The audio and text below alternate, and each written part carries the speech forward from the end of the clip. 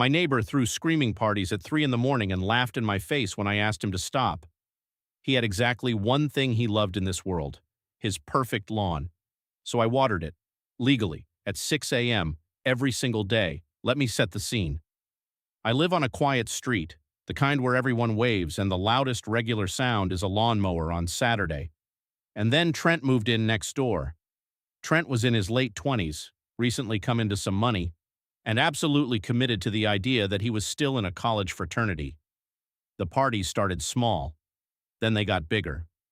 And by that summer, 2 or 3 nights a week, my windows were rattling at 3 in the morning with bass, shouting, and at least one rendition of a song I will never be able to enjoy again as long as I live.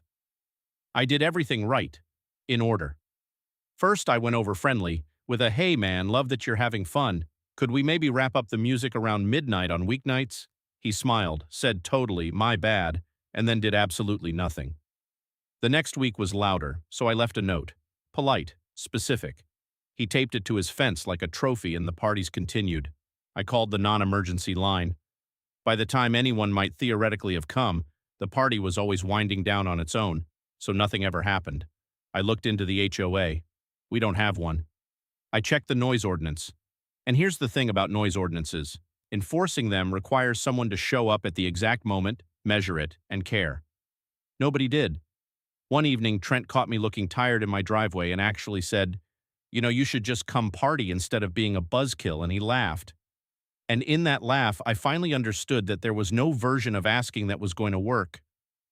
Trent didn't see me as a neighbor, he saw me as a buzzkill, an NPC, scenery. Now here is the one thing you need to know about Trent to understand the rest. Trent had a lawn. And not just a lawn, a lawn. He'd hired a guy to lay premium sod. He watered it by hand every evening. He edged it with a little tool, and he talked about it constantly. He once spent 10 minutes telling me, unprompted, about his fertilizer schedule. It was the only thing in the world he treated with respect. It was, as far as I could tell, the love of his life. So I did some reading, legal reading, about property lines and water, and what exactly a person is allowed to do on their own land. And here's what I learned.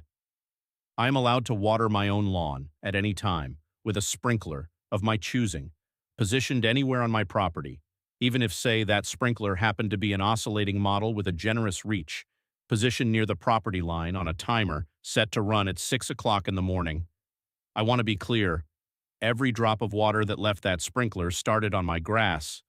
It's not my fault where the wind and physics and a slightly upward tilt chose to carry the overspray.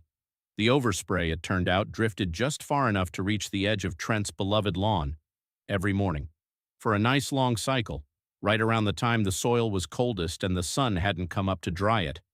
You cannot imagine how fast a perfect lawn turns into a swamp when it gets a guaranteed second soaking every single dawn, on top of Trent's own evening hand watering.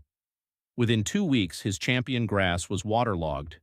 Then it started to yellow.